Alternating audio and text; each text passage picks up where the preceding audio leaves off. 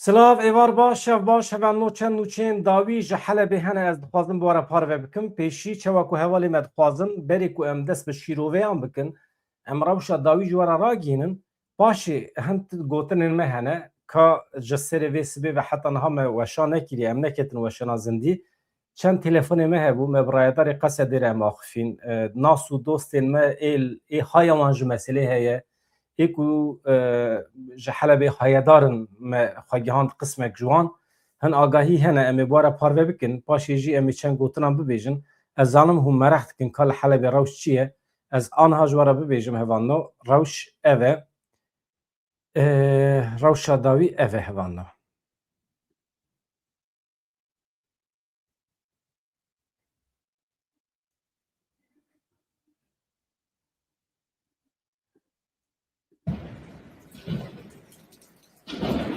Ora voyan دوی تاق شخما سودیه دشمن لیده چوتشما شغاله جاری که بیتر خزن ایریش خبر دوام بکن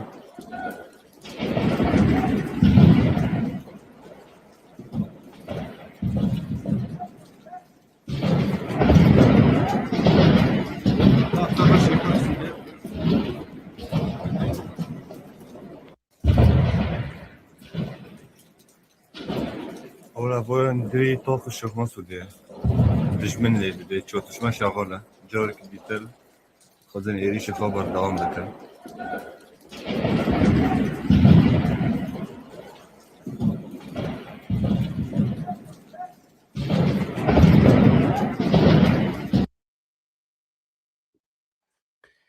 Ev dîmenên ku hûn dibînin hevano dîmenên vê şevê ne taxa Şêx Mehsûd e bajarê Helebê nüfusa wê pir zêde ye li wê derê ji aliyê mîlîsên girêdayê hikûmeta Şamê ve çeteyên dewleta Tirkiye ve bi tank û topan rastê topbaranekî pir dijwar tê ev aniha dîmenê hûn dibînin ê niha ne yani piştî wê agirbesta ku doh bi şev me bi wara parve kir evin ev êrişekî berfireh he deverê niştecîhbûnê deverê ku sivîl lêden rast rast hedef têne girtin ji wêyekî şerê tunekirinê ye şerekê sîstematîk ye li dijî nüfusê nîşan dide dişibe taktîkên şerê wêranker ku li dijî deverên niştecîbûnê têne bikaranîn di vê naberê de milîsên hikûmetê niha hewl didin bi tankan pêş ve biçin gav bi gav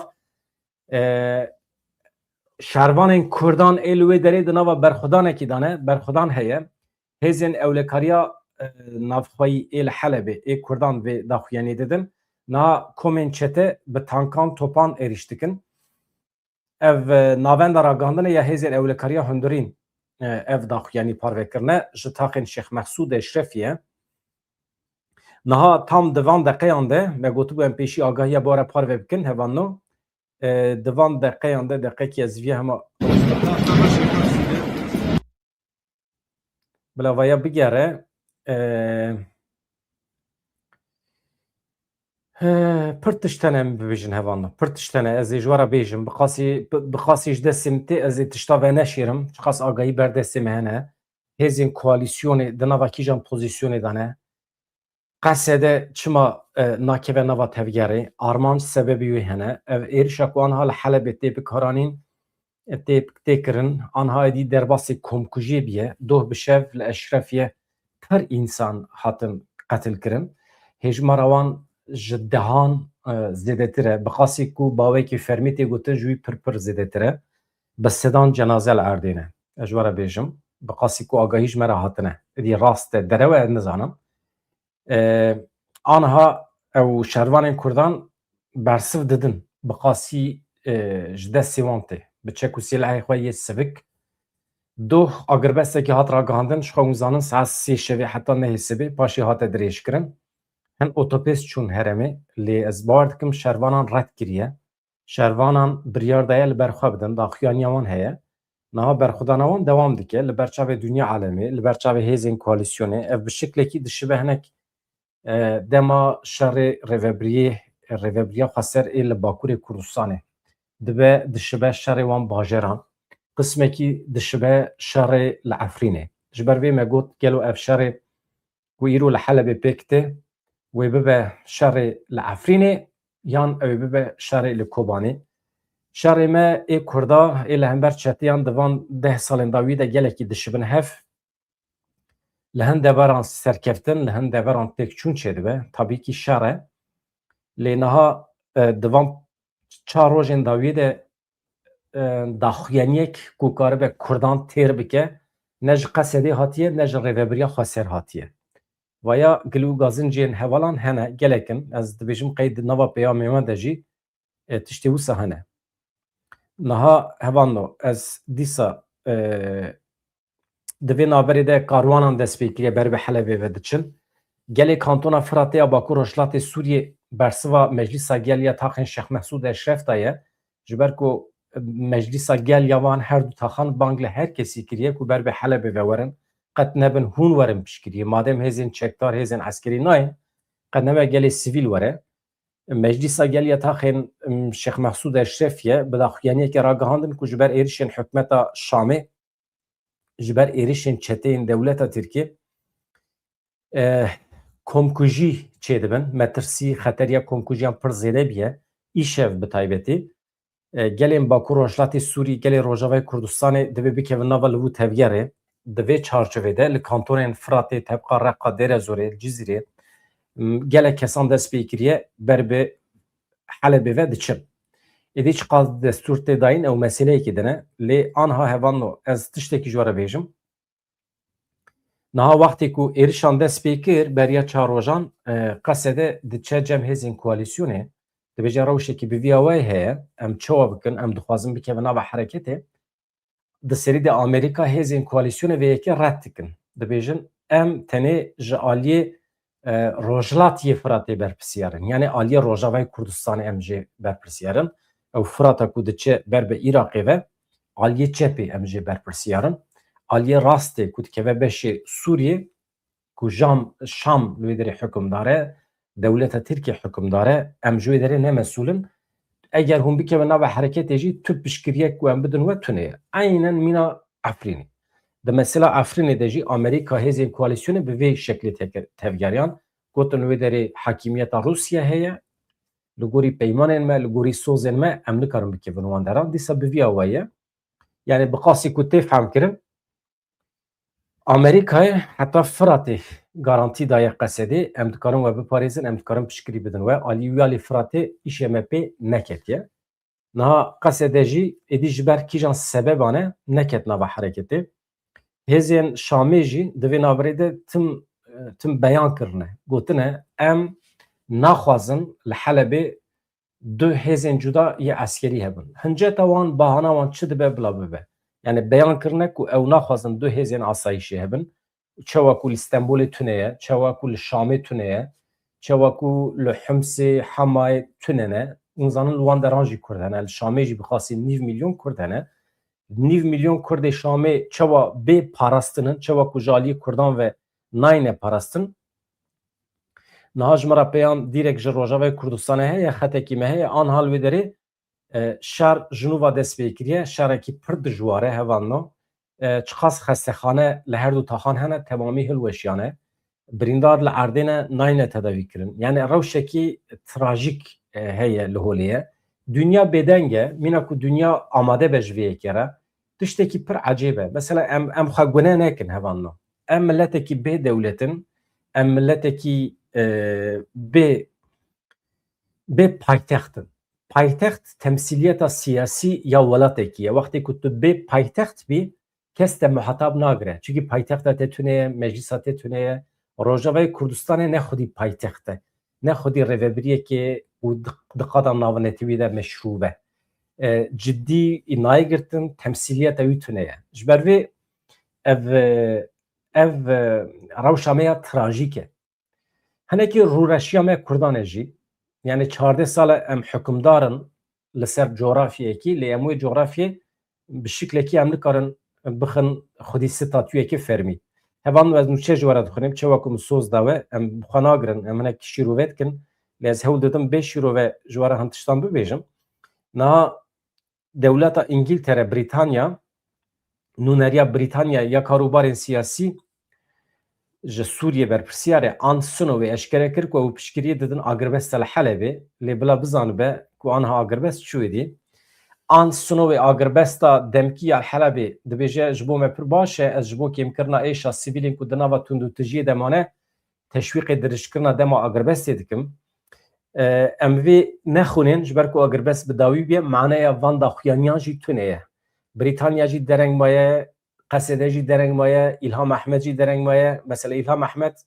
رئیسدار الهام احمد دبیجه رئیس و حرمت اما بداوی هیا جربه برن روجوای کردستان ره به 14 سالان ده حقیقتا چش دستی وهاتی کرنه و اثبات کرنه یعنی وی داری نیت امیا کو امرابن ربابری خسر رخنه بکن قصد رخنه بکن تونه تو نیت کی میوسا تونه ام تنه راستی دبیجن مثلا الهام احمد دبیجه ام هیجی گریدای وان پیمانانه لحکومت سوریه شرح البجارتیه تمام حکومت سوریه هل شرح البجیره راسته دولت ترکیه به تایبتی جارا دویمه در دربار روجاوای کردستان ده اثبات دکه که دشمن ملت کرده لکوبانی دولت ترکیه درکت وکه انسان که من طایب اردوغان سرناوی دولت خود درکت گوت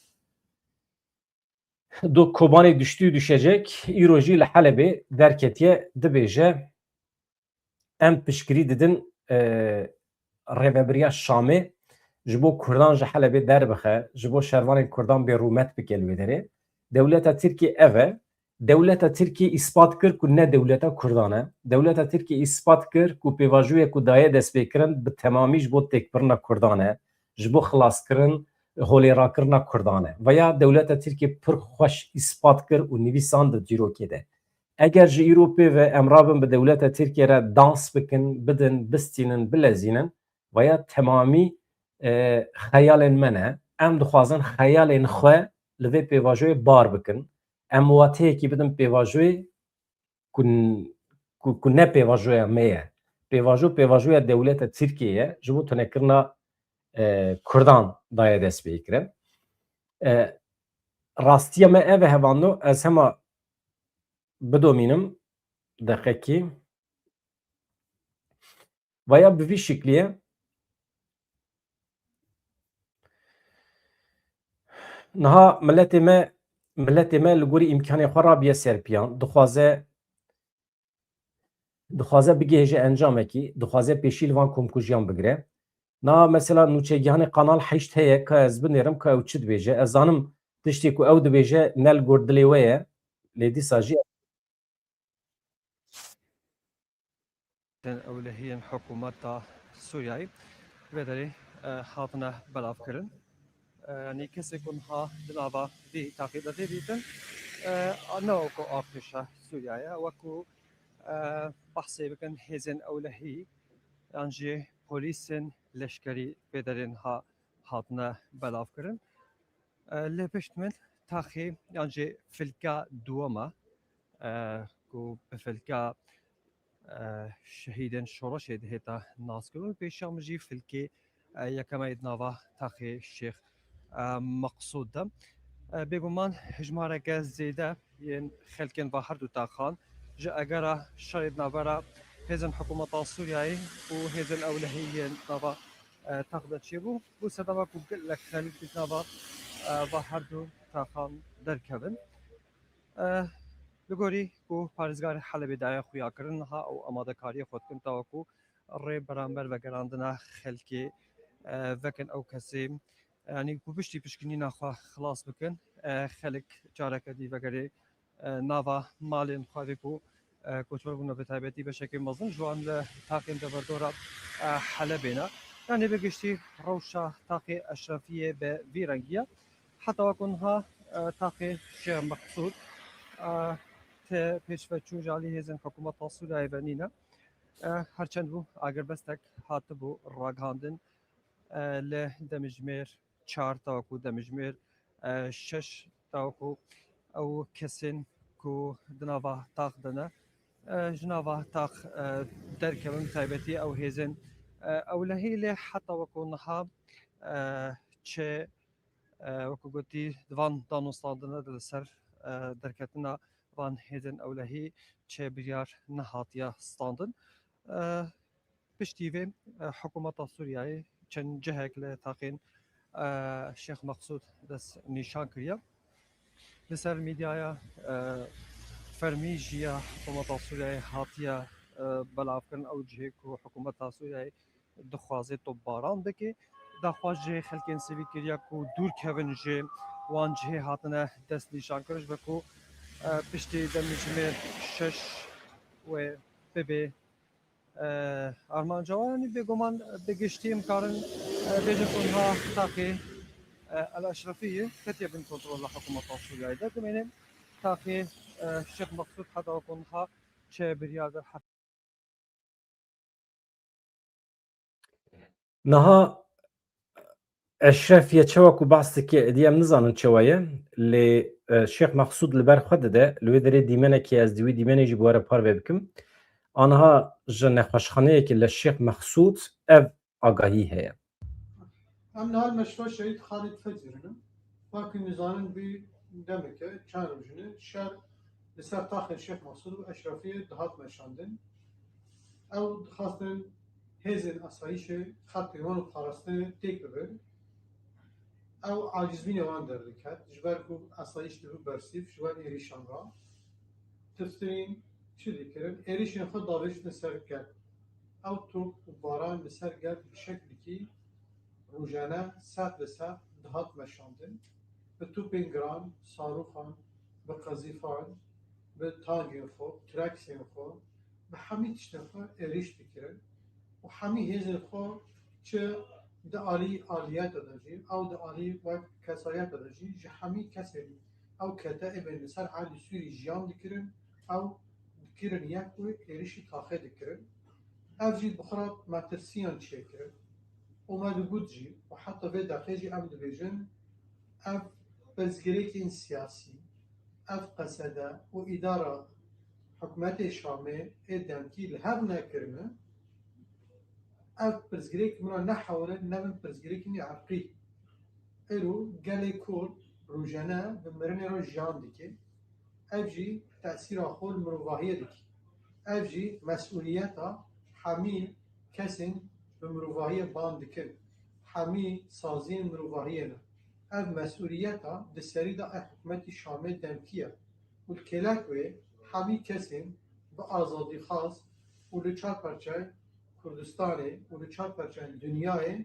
اف کسن خود هزین مروفاهية دبینن اف مسؤوليتها اف تطهير العرقي لسر كردا ورمشانن او مسؤوليتها رادكن امجي ايرو لمشفى الشهيد خالد فجر بإمكانيات الماء ضعيف اف درمان انتيم اف گیشت آستی کجی مشفى ما هات هدف کرتن اف مشفاش خدمه درکت الکتریکا و قطبو قذیفین وین لهندر مشفى خسته انسان ما شهید بین اندام مشفى و ده اندام مشفى جی بریندار بین یک جی مخباری بو ایدین جی ممرد بو و ممرد جی جدر با آلیکار هاتبی او جی بریندار بو هذه تشتنام ما تفسين هاني الجلي دهندر تاخر الشيخ مقصود وأشرفية ده جيان دكن جبرجو في إريشين كل جران سلاحين جران لسر تاخر دهات البيكانين وبالتايبات دامي مشفى هاد هدف قرتن الجل برتسيا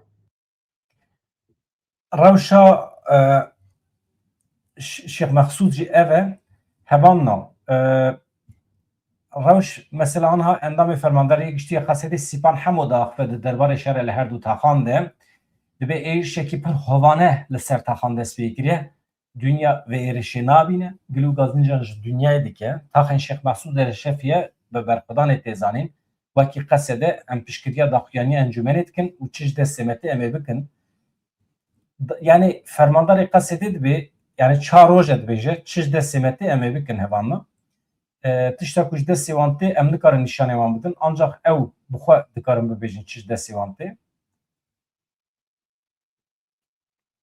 û wê toxê rêveberiya 5-6 meha yek bû li ser taxa Şeyh Mesûd Eşrefî êrişekî ê ûvona dest pê kir.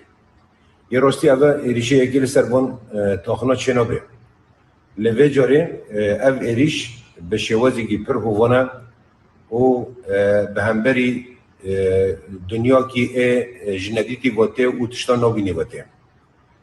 Em bawerin berxwedanê gelê Şeyh Mesûd Eşrefî kê bûye دوان دا بیه عادتک بیه ثقافتک شیخ مسعود اشرفی وقتی تی گوتن تنه برخودانی تی آخل مروف ام باور دیگن که گل شیخ مسعود اشرفی وی بکرن به برخودانی خود جین همو پیلان دجمن تیک ببن و سرکفتن بخن یه خوی گله کرد اما قصد وقتی تزانین هنج اتفاق یکی نیسان دا ما خوش تا خاک شاندم و تاخیر ریوبریا مجلس مدنی یا تاخیر و اولکاری هندرین اولکاری و داره دیگریم ایرو مجلس تاخ شیخ مسعود اشرفی داخیانی دان و گوتن همه برخودانی خو بردام بکن و همه سکن خو یه رومت بردام بکن و گوا پاش دانوشن اما قصد به داخیانی رانه و ام به داخیانی دست پشگیری بید کن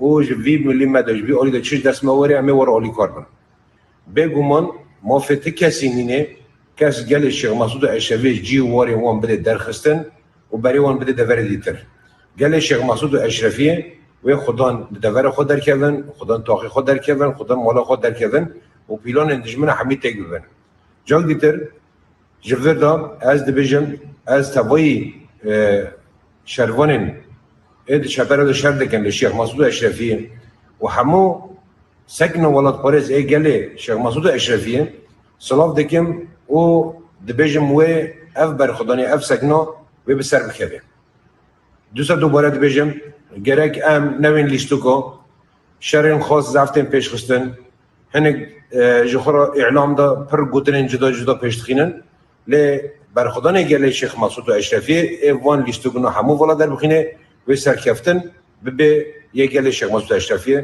سلاف و رس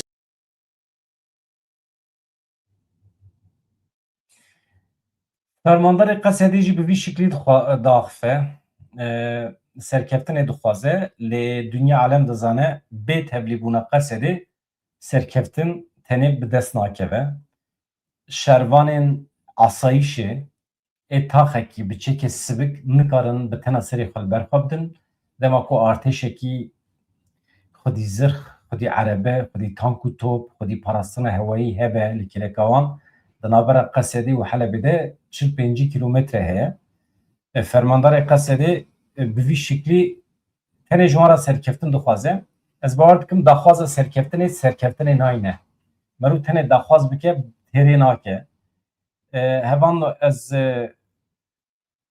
نوچه از جوارا پیشکش بکم دقیقی دم باش سلام رئیس چه سرانسری روشنهای کردستانی گل بر خود ده باجار طبقایی لور کومونه که گشتی چیده به و جور جوی بر خودم باجار حلبی جوی پشتوانی گل ما یه لطاق شیخ مسعود و اشرفی تمام و یا های مجیه تمام راسته هوانو آنها روشا داوی چیه اجبارا بیجم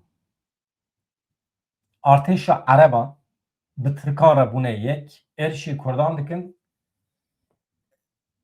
لجم کردان والهیه که اتوریتی سیاسی خویا بو والهیه که اتوریتی عسکری جی خویا بو آنها ام بنیرن اتوریتی عربان یا لشامی چه بیجه به هفکاری دولت ترکیه اجوارا بیه بخونیم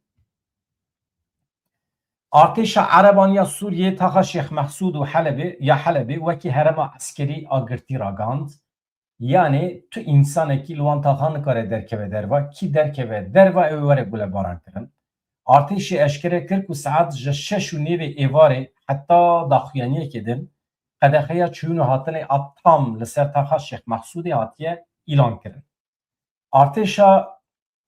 ارتش بانگل سیویل انکر سیویل لهندری و تاخه جبو پاراستنا جان خو ج پنجره ان دور بسکنن دا کevin قادن جير لقاتن جير يه آواهی خو بسکنن ج بارگیهن قصد دور بسکنن و یا ایلان آوانه یعنی بمن وکی اشکنجه تی هوانو که از داخیانی وان جوارد کنیم اما از مجبورم و یا داخیانی وان روشا داوی حرمی نشان داده جبرویه که از مجبورم جواره بخونیم ez nikarim çavê xwe ji meselê re bibêjim, ez nikarim vê derê bi sloganan temaşevanên xwe bixapînim. Ne îşê min e. İşê min ew e ez nûçe agahiyan bidim we.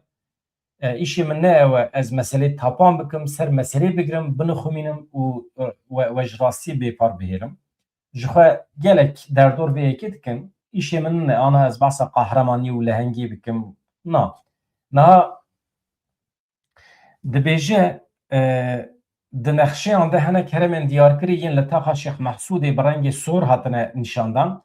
Artêşa Sûriyê bi daxuyaniyê got em bi rêya ekran û platformên kanala îxbarî ya Sûriyê em van ciyan belav dikin. Ev cî ku em ji were belav dikin em ê wan bikin hedef, em ê wê derê bombe bikin. Çünkü dibe rêxistina Qesedê, rêxistina PKK ew der ji xwe re kirine baregeh, bingehên eskerî ji bo êrişkirinê çêkirine. Yani ev îftira ye ji xwe. Di wêneyan de binêrin. Mizgefta Selhedîn, Kolana Xal, Akurê Welîd ew jî wekê deverên qedexe hatine îlan kirin. Li aliyê din hêzên asayişa hundirîn ya Helebê yê girêdayê Qesedê ragihand ku wan êrişekê komên Emşat û Hemzat têk biriye. Herem anha ketiye kontrola wan. Behsa kîjan herêmê dike ez nizanim. Yani nava taxên Şêx Mehsûdê şefiye. Ez zanim hin kolanin lê tiştekî din heye vano. Mesûd Barzanî bi Ehmed el Şarara axifiye. Veya we bihîst gelo. Ez hema daxuyaniyê wê ji were bixwînim. Ehmed el Şara sax e, ne sax e, çima tiştekî wisa heye. Madem sax e li ku dirê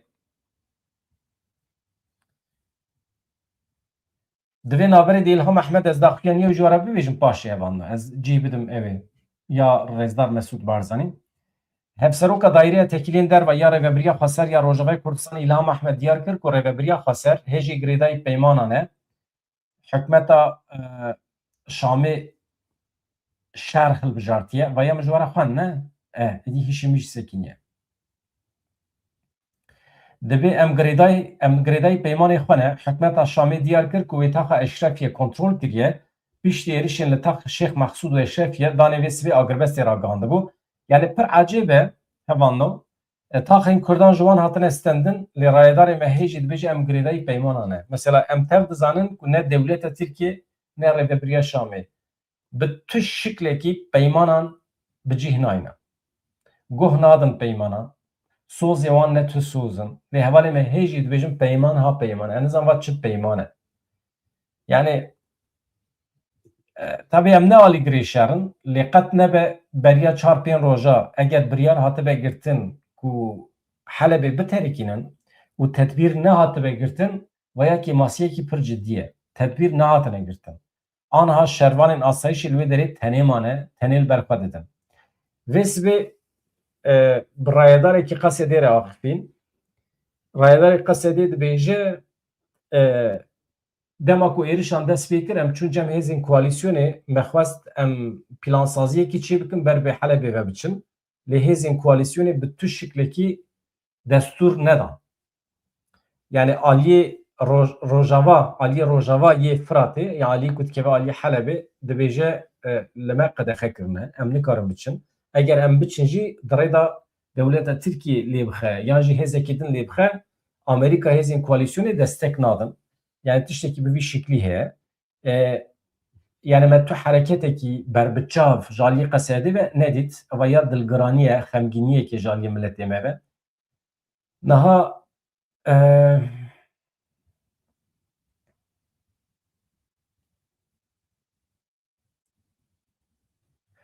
yani pir daxuyanî tên dayîn hevanno. Yani axaftin ji hereketan ji pêkanînê zêdetir e. Ev insanan hakikaten matmayî dihêle. Ka ez cî bidim binêrin. Ev hedefên ku cî ku hedef têne girtin artêşa Sûriye eşkere kiriye. Nam daxuyaniya Mesûd Barzanî ku bi Ehmed el Şarara axifiye min awî anî bû ez anha li wî digerim ez ji were pêşkêş bikim evanno. Yani çıkaz gringe ez bijî nizanım. Belki qet tu gringe ütüne. Yani Ahmed El Şara Sozda'ya Mesut Barzani gotiye mafê Kurda ê netewî çi heye çi tune. Em hemî di pratikî de pêk tînin. Derdê me bi Kurdan ra tune ye. Em tenê dixwazin asayişa xwe li herêmê pêk bînin. Yani ew jî dibe propagandaya hikûmeta demkî a Sûriye, a Şara. Yani heta niha hat gotin ku Şara dîl hatiye girtin ji aliyê dewleta Tirkiye ve wenda ye. Lê em dibînin ku ne wenda ye. Em dibînin ku diaxife. Yani haya we jî heye hevando. Niha mesela piştî ku ew heyeta Yeketî Ewropayê hat Şamê ve dîmenên zindî ê Ehmed El Şara dît bu wan re gelo. Yani min nedîtiye. Me ez rastî tu dîmenekî zindî ê Ehmed El Şara nehatime. Eger sağ biye ew biçya pêşwaziya wê heyeta Yeketî Ewropayê. Mesela Yeketî Ewropayê hatiye Şamê rêzekî hevdîtina pêk bîne. Esad Şeybanî çûbû pêşwaziya wan lê ez rastî Ehmed El Şara nehatim. Yani hûn rast nehatin nehate nizanim. Bi tiştekî nedît. Mesut Barzani û Ehmed El Şara bi telefonê li ser rewşa taxên Şêx Mexsûd Eşrefî axivîne baregeha Barzanî ev daxuyanî weşand bi rêya telefonê axivîne rastê heqeten me rû nizane. Di telefonê de pêşketinên dawî yên siyasî yên Sûriyê guherînê li herêmê hatin guftûgû kirin. Tayyip Erdoğan jî doh bi telefonê axifiye. Pêşketinên dawî yên siyasî jî hatine guftûgû kirin. Her du aliyan teqezî li ser giringiya aramî û hevahengiya hevbeş kirine. Wekî din Ehmed El Şara dubarê kir. Kurd pêkhatiyeke resen û serekeyê milletê Sûriyê ye. Ehmed El Şara teqezî li ser girêdana wana bi temamî ya bi dewleta Sûriyê ya ji bo garantîkirina hemû mafên niştimanî netewî siyasî ê Kurda kiriye. Yani gotiye em girêdayî wî soza xwe ne heqê Kurda çi em didinê bawekî wekhev bê cudahî em dikarin bi hev re bijîn.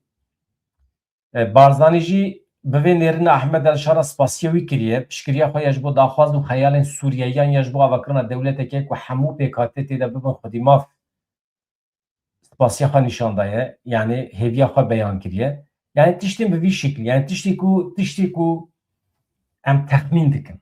Vana gotinên nezaketê ne. Du însan telefonê hev dikin ancak vê yekî dikarin ji hev re bibêjin tiştekî din ku bibêjin tune ye. Lê vê derê tiştek ku meriv dikare qeyd bike dewleta Tirkiye bi tu şiklekî ne dewleta Kurdan e. Pêvajoyek ku daye destpêkirin jî bi temamî ji bo têkbirina Kurdan e. Ez behsa mantıqa dewleta Tirkiye dikim. 27 Sibatê de ji rêzdar Öcalan peyamek girtin, peyama 27 Sibatê. Paşê jî piştî wî jî aniha kengê pêdiviya Kurdan hebe bi peyamekî yan jî bi daxuyaniyekî Öcalan dewleta Tirkiye destûr nade. Aniha bixwasî ku em pê bihesin dîlgirtin, esîrgirtina Öcalan aniha didome tecrîd ji nû ve hatiye destpêkirin. Bi tu şiklekî me dengê Öcalan nebîstiye. Heta ku milletê Kurd dengî wî nebîste bawerî bi wan gotinên ku ji îmraliyetên nake. Yani rewşa me Kurdan hevalon li Helebê hûn ê bibêjin Heleb ber bê ku derê ve diçe tiştekî zelal ku em bikaribin bibêjin tune ye. Lê tiştek heye her du taxên Kurdan yên li Helebê hevano dorpêçkir ye. Yani qet şer û pevçûn tu nebejî. Tu êriş tu nebejî dor li taxan were girtin zat, xwarin, sotemenî, gaz, petrol eger nedî hundir erê jin û zarok têne kuştin merû behsa peymanan bike. Rast dibêjî tabii ki. Yani ne wexta wî ye. Aniha hereket lazım e. Dara tu dixwazî tevlî bibî. Ka ez tê tevlî bikim ama ez dara işte rica dikim hestiyar tev negere. Hestiyar tev negere. Aniha dara tê tevlî dibe aştera. Deqekî. Ez linkê dişinim ser peyaman dara. Were tevlî be. Tamam, müşter aşağı. Naha hevando.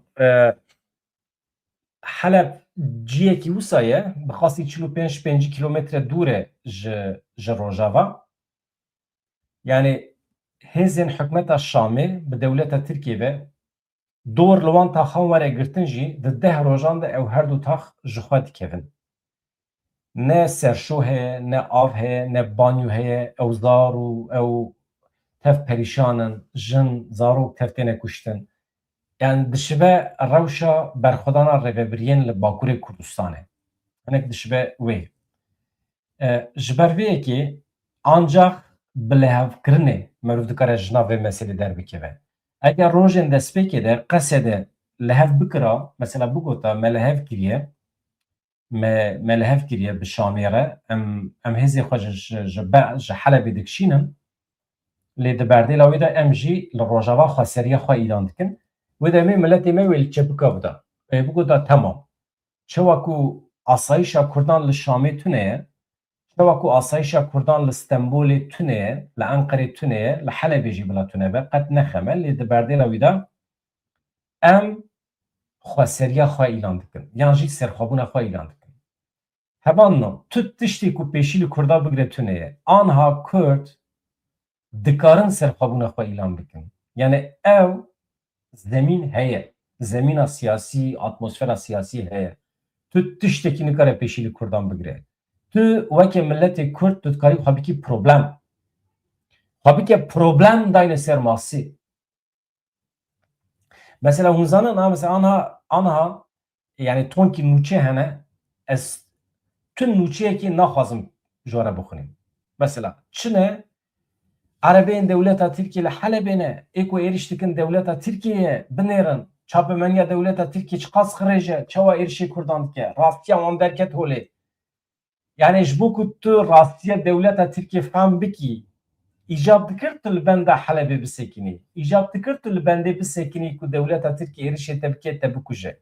Binêre. Yani em milletekî wisa naîfin dewleta Tirkiye me dikuje, me perîşan dike. Em ji xelkê re dibêjin binêrin dewleta Tirkiye me dikuje, binêrin. İspat bû ku dewleta Tirkiye dijminê me ye. Yani ji bo îspat bibe ku ev dewlet dijminê me ye, dibe îllah li ber çavê xelkê me bikuje. Dibe îllah dewleta Tirkiye tankê xwe ê bi plaqeyên Tirkiye bişîne Helebê ji bo îspat bibe ku dijminê me ye. Ya çi îcab dike? Ma têra te nake ew qasa komkujî û xwenrijandin. Ji ber vê em milletekî pir naîfin. Mesela beriya hefteyekî wextê ku hêzên Colanî yan jî hêzên dewleta Tirkiye ji te re gotin, muheqeq gotine yani ji rêveberiya xwe ser re. Ya korîdor vekin, van hêzê xwe vekişînin ji vê derê. Çünkü em naxwazin du asayişên cuda li Helebê hebin. Me biryarek wisa de ye. Peyman meymanê we yekî Adarê û yekî Nîsanê û dehê Adarê û ji bo me mana wan tune ye. Derxin. Baş e. Mesela tu jî dikarî bêjî, tabî ki em dikarin derxin.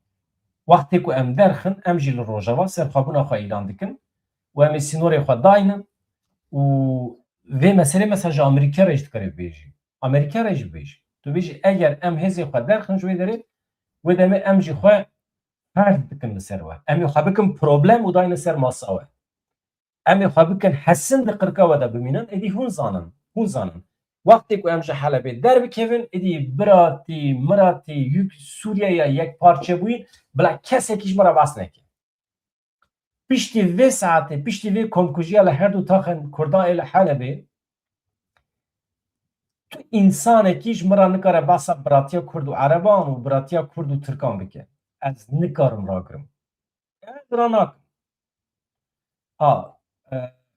Yani derdê min ê biratiyê tune hevan. Di qanûnê de binêrin, di peymanan de, di destûrên bingehîn de tu hukûqekî bi navê biratiyê tune ye. Bira dikuje.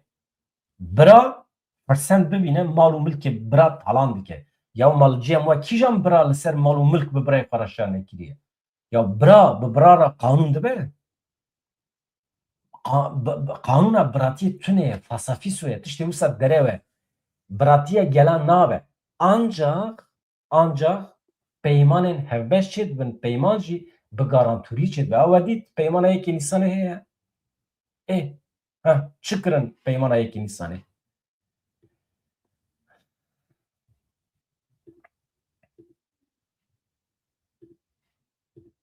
دارا سلاو هەواڵ بەدرانێبەر باش ێبارە تەژی باش gelek spas ji bo tevlîbûnê esna hatim mal jî em çûn henekî meşiyan dîsal vê derê mixabinin henekî ji wan jî hêdis bûm nehewcê ez bawerim bêjim vê derê rewşîş ew e ku em dibînin bi rastî mixabin ew e ama ez bi rastî îro dixwazim xwe rexne bikim yanî ez dixwazim Rojavaya Kurdistanê ê ku vê ereketê dimeşînin wane rexne bikim bi rastî zanîn niha dost û hevalên hêja bile her kurtek bizane nabe em êdî her kesê got çepik çepik her tişta ew kin gerem rexne jî bikin rexne yanî pêşketin e dema ez bi wan rayan bi fikrên niha bê siyasetê li Rojavaya Kurdistanê dimeşînin gelê Kurd ez tû kesek bi wane re nebe ew nayê wê wateyên dijminatiya wane dikin ne wilo ya belku em dibînin em rexnan dikin ne wilo na berî salekî rejêmî Esed derket divê derê tamam ne heval ew dewlet ew snûr Eleb û hemû ew derketin destê kê ketin destê bin Colanî û Erteşa Tirkiye yanî ew çeteyên dewleta Tirk ku em nas dikin bu Hemşat û Hemzat û Nizaçî û heta Daviyê tamam heval bedran eştera tişek bî ji ber rexneyê me ê otorîteya siyasî otorîteya eskerî kî rexnekirina me weke niyeta me ya xirab bibîne ew xaîn e rast hacî wilo hain ilan dikim. Çünkü dünya alem dizane em insanên welatparêzin. Dünya alem dizane em ji welatê xwe, ji milletê xwe, ji şervanên xwe hez dikin. Dünya alem zane em ji rêveberên xwe hez dikin dilê me dişewite li ser wan. Dünya alem zane ku em ji her kesî zêdetir serkeftina li Helebê, serkeftina milletê Kurd dixwazin. Digel vê ev helwesta me ya rexnegir eger weke niyetekî xirab were pênasêkirin ew dijminim.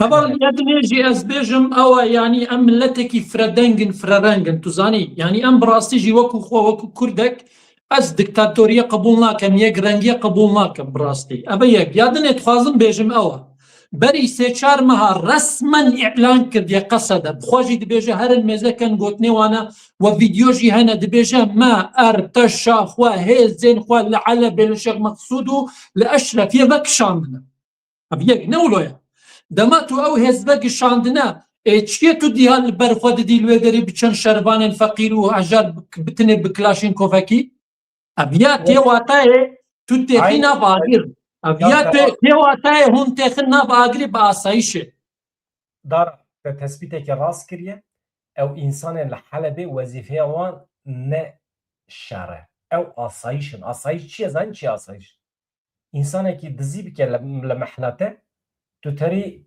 kelepçe dixî tu tînî mehkemê tu dibêjî keko te çima dizî kiriye du însan pev diçin tu çî wana ji hev dikî tu asayîşî tu ne hêza şerî heqeten tu rast dibêjî tamam ne hêza şer e yanî em bêjin vê yekê dibêjin ji mêska em dizanin Eşrefiye û Şex Mexsûd diçin berêdane te resmî gotiye em hêza xwe dibe dikişînin li wê derê vekişandiye li wê derê niha çima dibêjî ji çend xort û genciyê me dibêjî sîlah destê wan de Kilaşînkov destê wan de dibêjin li ber xwe bidin ne wilo ye berî dû roja îhlan kir got li Şex Mexsûd derkevin ew ê çaxê millet jî radibêjim ji asayîşê xwe radibêjim ya û dost û hevalên me kurên me xortê me hûn jî gel milletê sivîl derkevin li wê derê tamam tiştek nema li wê derê yanî şaşê mezin hene yanî tu zanî paşê nikarî birê min niha eger Erteşa qesedê jî di nav Şex Mexsûd û Şex evê dava Şex Mexsûd û Eşrefiyê dava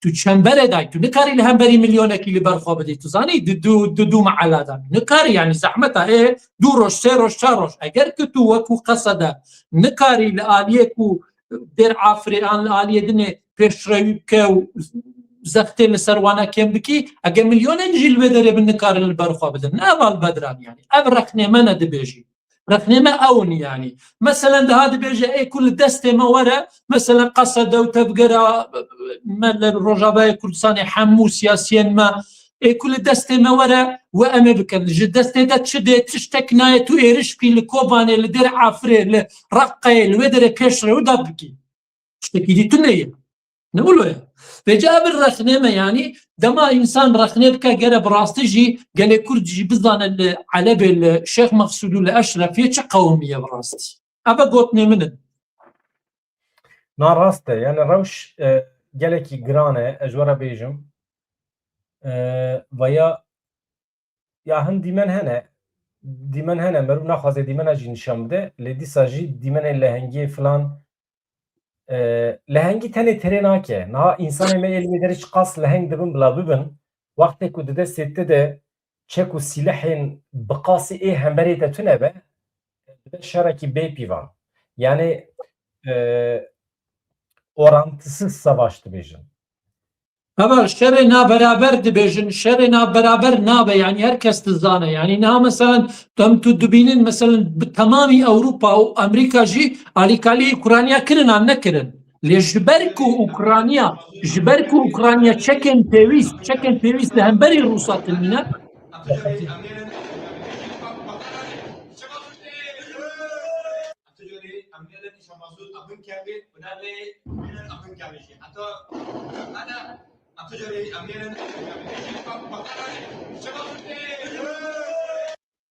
Yani biqasî milletê me dara milletekî leheng, qehreman, amade, xwedî îrade tune vê dünyayê de.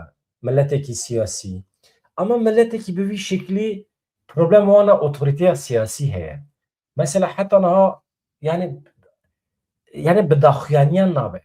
Biryar lazım e, biryar. Mesela tespîta te tespîta şevê bû. Tespîta heqeten tespîta rast e. Madem ki tu weke hêza ku zane şer bike weke qesete ne tu zanî şer bikî temam qebûl te Daîş têk bir rast e tu lêxî tu dikarî her jî Şamê jî derkevî hemî rast e tu dikarî li hemer dewleta Tirkî jî şer bikî temam rast e madem te biryar da tu ji Helebê vekişî te li wê derê perçeyekî canê xwe perçeyekî hêza xwe te li wê derê hîşt te navê wî lê kir hêza asayişê ku tenê di nava mehlê de bi çekê piçûk dikare însanan aramiyê di nava însana de çêbike wezîfa wî ew e wezîfa hêza asayişê ne ew e ku li hember tang û topan şer bike tu erkekî wî wezîfa wî tu ne ye rast sedî sed madem ki ev însanên li hemberî te yani reveberiya Şamê dewleta Tirkiye ji te re dibêjin ey qesede hêzê xwe asayişê ji wê derê derbixe eger tu dernexî ez ê li wan bixim tu weke qesede heqê te tune tu bibêjî eger hûn li wan bixin ew ê jî li ber xwe bidin ya ew ê çawa li ber xwe bidin ew nikarin kî ew hêza asayişê ne mesela ev camêr ev lehengê me ji viya lehengtir di dünyayê de însan tune ne ez zanim vana zarokên Efrînê ne vana li hember Fransîyan li ber xwe daye di dema êrişa ser Tirkiyeyê vana li hember İngilîzan li ber xwe dane vana li hember Tirkan li ber xwe dane vana mesela yekê Efrînî çi ji min re gozanî vê spê dara got ke ku em milletê Efrînê em bûne qurban ev ji 2018 vir ve ev 4 caran em li ber xwe didin pêşî êrişa Efrînê kirin me li ber xwe da em ji Efrînê hatin ketin Tel Rifatê li wê derê li me xistin me li ber xwe da em ketin Şehbayê li wê derê li me xistin me li ber xwe da em ji wan Tel Rifat û Şehbayê em rabûn hatin Helebê anha li Helebê jî em li wê derê li ber xwe didin ev 4 carin em mehv bûne ne jin û zarok man ne hew ma ne mal û milk ma hemî tiştê ku 100 salin me kiriye hemî çû em zarokên qurbanî yê Kurdistanê ne kesek xwedî li me dernakeve dibêjin Efrînî tiştekî dînê heval heye yani tu zanî di siyasetê de her tişt mümkün e dema me dizanî yani qesede jî dizane em nikarin li Helebê mesela li wê derê li ber xwe din dikarî bi awayekî xwe tevlîna merteşê ew ê bikin dijberên ku çeteyên Türk mexnin siber ku ew şevdû hez nakin kî yani tu zanî problema wan mezin heye yani ev rastiyeke ji ber ku di erteşê niha Sûriyede du erteş hene erteşek girêdayî nasyonalîstê Ereb û Heteşê û Colanî û ew grûpîne erteşa dîje ku erteşa niştîmanî dewleta Türk ji raçêkirin bi salan li dijî gelê Kurd şer dikin yani tu dikarî bi vî awayî jî li wê derê siyasetê xwe bimeşînî mucize çê dibe ku mucize çê bibe. Di şeran de ez tim dikarim bibêjim mucize dikare çê bibe. Çi wa? Mesela anha qesede ev 5 rojin bêdeng e. Ji nişkeva eger bibêje temam, madem koalîsyon destek nade me, em ê li ber çavê dunya alemê em ê lêxin dêr hefrê de em ê lêxin ew cî boçika ku nêzî ev Helebê dibe. Ez ê xerîtê paşê nîşanê we bidim. Em ê lêxin heta Şamê biçin kî mir kî ma. Kî mir kî ma. Madem hûn destek nadin me, Pir giring e. Heval bedran. ya jî ew ê bibêjin tamam, madem rêveberiya Şamê goh nade peymanan, em jî goh nadin peymanan, ji vê saetê şûnva em alîgirê serxabûna mutlaq ya Rojavayê Kurdistanê ne. Heval bedran. Pir mühim e. Gelek Kurd rast gotina de sedî sed pêra min ham tiştek têra bêjin. Dema ku Rojavayê Kurdistanê çêbû yek welatê Amerîka û Ewropa destpiştgiriya Kurdên Rojava û siyaseta wê derê nedikirin. Ji ber ku wilo dabû naskirin hem Tirkiye jî digo ev hêzekî çepgerin û bi alîgirê Îranê ne. Yani wilo hatibû qesede û yepege û yekînên parastina gel û yekînên parastinê jin. Wilo hatibû naskirin. Ne wilo. Paşê dema Daesh êrişî Kobanê kir û tinê qamişî li destê me da bû wê çaxê me şer kir me gohan em ê bi ser keviniyan dunya müdaxele kir. Tu zanî gerek tu problem çêkî tu tinê her tiştê stera gotin bêjî elhamdülillah ez ê qebûl kim şaşa. Tu zanî yani nabe bi vî awayî yani bêdengî pir pasîvbûn pir tehîke. Di siyasetê de tu pasîv bimînî ez li gorî xwe baş nabînim yani. Birastî jî ez ev yek şaşiyê me yê rayedarên Rojavayê Kurdistanê duhem şit li vê derê ez rex nedikim. Ji bo xatirê dayikên şehîdan, ji bo xatirê şehîdan, ji bo xatirên şehîd, ji bo xatirê 13,000 şehîdên Rojavayê Kurdistanê ku di her çarparçe Kurdistanê de şehîd kene li vê derê Rojavayê de ji berden ji Bakurê Kurdistanê girê nedin min rêz û hurmet ji bo rêberapoyê rêz û hurmet ji bo wan heye lê dixwe dûrken îdî ji wanê nekevin bazara da bi Tirkî de Rojavayê Kurdistanê nêxin nav bazarê xwe de ez zanim hûn rêberapo hez dikin ez zanim hûn bi rêberapona ama ji kerema xwe xelas îdî qut kene ev tiştê ev defterê bigirin. Anha gelek ciwan li Qamişlo li Rojavayê Kurdistanê kom bûne dibêje em dixwazin biçin hewara hevalê xwe yê li Helebê ev dîmenên ku hûn dibînin êwanin. Tamam heval bedran 100,000 erteşame heye. Gîtiya jinên ciwan em bangwaziya gelên xwe yên Şêx Mexsûd û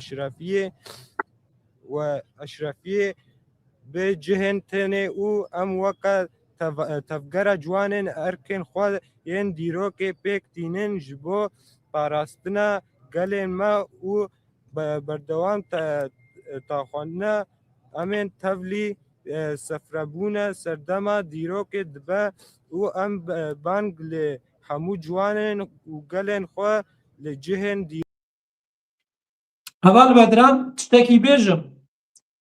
Niha mesela 100,000 erteşê me heye hêzên Sûriya Demokratîk nikarin herin Elebê çawa çend xurt dikarin li Qamiş û li Kobanê herin bêjin em ê çin Eşrefî û Şêx Mexsûdê yani hinek gere em bi rastî jî bas bin bi gelê xwe re gere em hinekî vekirî bin rastgo bin bi gelê xwe re yani tu zanî ez xwe tiştekî nabînim ev tinê ji xwe mînek ez gel xepandine tiştekî dî vê yekê nabînim. Ji biryarên askerî zêdetir mesela ez vê derê ranabim nabêjim çima qesede nakeve nava hereketê û çima naçe û tiştê wisa ez nabêjim. Heleb girêdayê biryarên siyasî ye ji ber ku asayîş li wê derê ye. 300,000 însanê me li wê derê ne meselekî siyasî ye. Binêrin 300,000 Tirk li Qibrîsê hene dewleta Tirkiye ev 300,000 Tirk kir hincet kir bane çû li wê derê dagir kir dewletek ava kir û dewleta xwe jî ana navê kiriye Qibrîsa Bakur. Tamam. Wextê ku dagir kir jî heftê û çaran da 300,000 Tirk jî tune bûn yani 100,000 ya hebû ya tune bûn. Ez vê derê çi dixwazim bibêjim? Rêveberiya xwe ser peyê de enekese kî dibe bila bibe Başûrê Kurdistanê di derbarê Helebê de ji ber ku Heleb ne tene bi biryara rêveberiya xweser dikare rêve biçe. Bi biryara hevbeş ya temamê Kurdan. Mesela vê derê tiştekî din derdkeve holê dara, tu ji qas bi mirayê nizanim. Ere bi tarafa. Tiştekî derdkeve holê li cem Kurdan valahiya otorîte heye. Komîteyekî hevbeş ku bikaribe di derbarê Rojhilatê Kurdistanê de biryaran bide. Komîteyekî hevbeş ku bikaribe mesela li Helebê problemek heye. Derbarê wî de beyanateke bide, qirarekî bide. Kurdên Helebê ne tene aydê Kurdên Rojava ne. Kurdê Helebê aydê temamê Kurdan e. Komîteya jor a Kurdan divê hebe. Komîteya jor jêra çi dibêjin êdî? Şewra ne tevî dibêjî, yeketiya ne tevî dibêjî, çi dibêjî bibêje. Mesela têda malbata Talibanî hebe, malbata Barzanî hebe, bila ji Bakur partî hebin têda. Di derbarê Helebê de ew muxatab bin. Ew muxatab bin. Ew biryara bidin. Wana tiştê mühîm in ama ji ber ku ew tune li cem Kurda çi dibe? Askeriyet dikeve devrê. Mesela askerî. Halbuki Heleb di encama biryarên siyasî de dikarîbû bihata çareserkirin. Hakikaten eştera bêjim eger biryar bihata girtin hefteyekî berê bigotana em vedikişin ji em asayîşa xwe vedikişînin ji Helebê wê demê milletê bigota tamam ya rêveberiya xweser hin tiştan zane muhaqqaq vê ev biryar daye. Hin tiştan zane. Ji wextê ku tu biryar nedî, tu valahiyê de bêlî, serbest bêlî, wê derê komkujî çêbû kî dibe berpirsiyar? Em çawa ji nav derbikevin? Çünkü komkujî çêbû do bişev.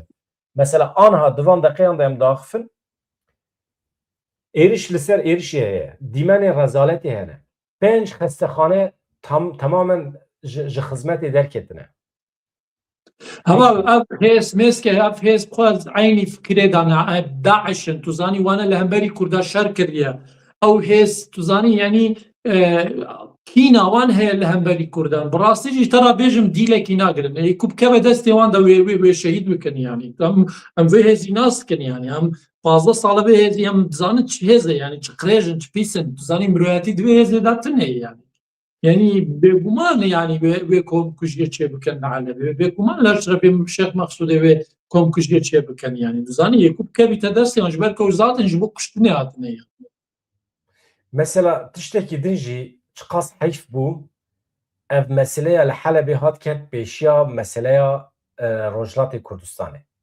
Halbuki Rojhilatê Kurdistanê aniha di nava heyecanekî de xwedî li çalakiya grevê derketin greva giştî. A pêşketinekî pir ciddî heye. Em pê hesiyane Azerî jî ketine nava tevgerê. Em pê hesiyane Faris jî ketine nava hereketê. Li Rojhilatê Kurdistanê bu yerên pir baş pêş ve diçin. Ama ev 5 rojin me tu xeberekî di derbarê Rojhilata nedaye. Heyf e mesela. Heyf e. Hat ket pêşî. Rast li vê derê jî heva biberan ew bûye yani. Na bi rastî jî li Rojhilatê Kurdistan jî yani heta internet birine. İnternet tamamê li sertaserî welat xwe dikirine. û li wê derê gelek bajar bi temamî ketine bin destê xwe pîşandaran. Tu zanî. Vêja ev jî bi rastî di wê demê de ew her tişt girêdayî hebe. Dixwazin bûyê awayî ji ber ku İsraîl û Amerîka wane bi Îranê mujûlin bêjin yala em vê carê êrişî Kurdan jî bikin li wê derê tune bikin. Her tişt dibe yani. Hevan tiştek ji wara bêjim. Saet 21 de ez weşanekî taybet çê dikim. Em ê hinekî şîroveyên siyasî bikin. Yaqub Güneş mîvanê min e. Yaqub Güneş lêkolînerê siyasî ye, çavdêr e. Mesela li Helebê ew jî mîna me ji berê ve dişopîne. Ka em bidirin êvarê saet 21 de çi ji me re dibêje. Di navbera heftena wî de ez ê jî nûçeyên deqeyên dawî bi were parve bikim. Saet 21 de çima girîng e. Dibe ku asteya şer pir bilind bibe heta wî saetê. Anha da êriş dikin. Êrişê xwe piştî agirbesta doh bişev heta vê êvarê agirbesta wan hebû. Anha ji nû ve ketine nava Helebê hereketê Eşrefiye epê pêş ketine li Eşrefiye. Îja anha Şeyx Mexsûd hedefa wan e. Îşev şevek girîng e wekê doh bişev.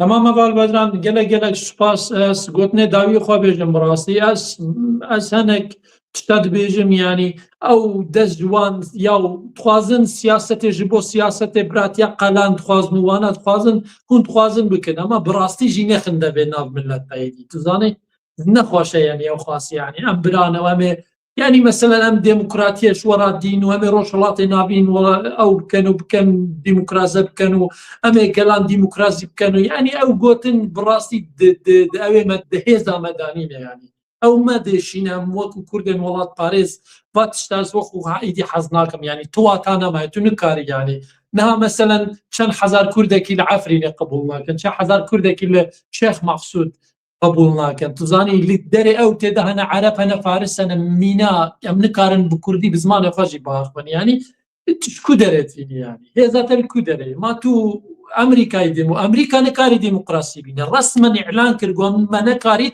dîmokrasiya ji bo Efganistan û ji bo Iraq û ji bo ew ê dîvî berîne ji ku derê zan dîmokrasiyê em bibin yani bi rastî jî em snûrek çêkin gelê Kurd snûrek dixwaze gelê Kurd dixwaze snûrê wî hebî mîna hemî milletên dunyayê ji ber ku heta snûrê me nebe bi rastî jî em bin desta dibînin em bin pêya dibînin em dikevin nav bazarê siyasetên cîhanî siyasetên herêmî tu zanî kesek hesabê ji me ra nake mesela new xwazme hûn qehreman pehlewanin li şerê dijî Daişê tu zanî na ka dehwet kir ka Mezlûm Ebdî yek welatê Ewropa an jî Erebî an jî herêmî kesekî Kurda dewetî ew ê kir bêjin hûn dest gelek spas û qehreman mubeşer kir na ama Colanî tinê hat dibînî her roj dewet dikir û birin her derê jî yanî mezin kir mezin pîşan didin ji bo yekê jî yanî bi rastî hûn dikarin siyasetê ji wana ji xwe ra herin pêra bi rêkeftinan bi wan ra çi dikejin çi dibêjin ama bi resmî tûn dêjin di nav siyasetê xwe da qefê û mêjiyê me gelê Kurd yanî va gotnana dixapitînin yanî bi rastî jî nexweş bûye mixabin yanî وای زیده بوده تشته زیده جینه باشین gelek سپاس که تا از تبلی برنامه خواهد کردم رجوع حرمت جبوتا جبو همو حوالاج مالاتي آوا هربي دارا آنها نخوشخانه شیخ مقصود تی توپ بران کرن نخوشخانه الاشرفیه شخواه هاتن بومبه کرن آنها شیخ مقصود دبن توپی دایه fotoğraf şiهeye ya سیپان همو فرماندار قصدیه mesela ji hêzên biyanî gilûga zincan dike ji qada nav netewî dibe alîkarî nedane lê dibe çi ji destê me tê em ê bikin ama pênc roja aynî tişt dibêjin veya hinekî em ê şandin ya rastî aniha deqekî ez vîya dayînim ser ekranê eval sîpan hemo zaten ew li Şehbayê û li Efrînê û li Şêx Mexsûd bû dihat û diçû fermanderê wê hemû herêmê sîpan hemo bû yani gelek Kurd jî wê bizanî bin deqekî ez vîya dayînim ser ekranê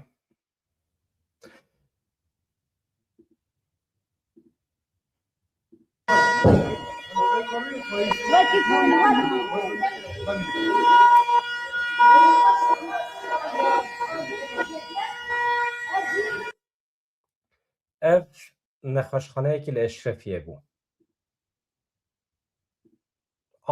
anha di van deqeyan de hedefekî pir mezin e Eşrefiye na Şêx Mexsûd Eşrefiye têra xwe hat bombekirin ez bar dikim çeteyên dewleta Tirkiye ketire wê derê yani êdî ez westiya me bibêjim çeteyên dewleta Tirkiye û wesayetên Tirkiye li wê derê bûne û êdî ez westiya me bibêjim AKP vekirî destek dide Ereban û Kurdan başgoh dikin û heval geram tiştekî dijî bibînin heval bedran tiştekî dijî em gere rastî bibînin niha û erteşerkî bin resmen dibêje Ceyşil Arabin Sûriye tu zanî yani Ceyş Erebiye yani ev gere em bibînin binaskene tu zanî yani gere çi bêjim ya em xwe diçin wane çekdar dikene yani heta niha şikistê min bicê rastiyê ji me ra nabêjin tu zanî li min bicê hemû ew kesên di nav qesedê dabûn û di nav asayîşa min bicî dabûn şerkirdin û xwe li Kurda di nav qesedê xistin û